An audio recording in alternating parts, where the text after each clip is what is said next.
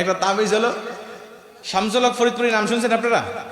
শামসুল হক ফরিদপুর রহমতুল্লাহর কাছে এক নববিবাহিত মেয়ে গেছে, গিয়ে কয় হুজুর আমাকে একটা তাবিজ দেন। কয় কি তাবিজ? কয় আমার শাশুড়ি সারাদিন আমার সাথে ঝগড়া করে, আমাকে দেখতেই পারে না, হুজুর একটা তাবিজ দেন যাতে আমার শাশুড়ির মুখ বন্ধ হয়ে যায়। হুজুর কয় মারে জীবনে বহু তাবিজ কোজ মানুষকে দিয়েছি, কিন্তু মুখ বন্ধ হওয়ার তাবিজ তো আবিষ্কার করতে পারি নাই। কয় না হুজুর, আমার শাশুড়ি আমাকে দেখতেই পারে না, সবসময় ঝগড়া করে, একটা তাবিজ আপনাকে দিতেই হবে। হুজুর আমার কাছে একটা তাবিজ আছে, এই তাবিজের ব্যবহারের নিয়মটা একটু কঠিন, তুই কি ব্যবহার করতে পারবি? কয় হুজুর পারবো, কোনো সমস্যা নেই। কয় যদি এই নিয়ম অনুযায়ী তাবিজটা ব্যবহার করতে পারিস, তোর শাশুড়ি তোকে নিজের মেয়ের মতো ভালোবাসবে। বলছে হুজুর তাইলে তো কোনো সমস্যা নেই, দেন আমাকে, আমার মা আমাকে যত ভালোবাসে, আমার শাশুড়ি বাসলে তো আমার আর জীবনে কিছু দরকার নেই।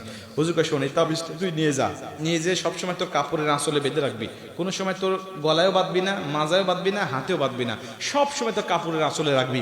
যখন তোর শাশুড়ি তোর সাথে ঝগড়া করতে আসবে, আস্তে করে তাবিজের আঁচল থেকে তুই তাবিজটা খুলবি, খোলার পরে তুই হাতের মধ্যে ঢুকাবি, খবরদার তোর শাশুড়ি যেন না দেখে।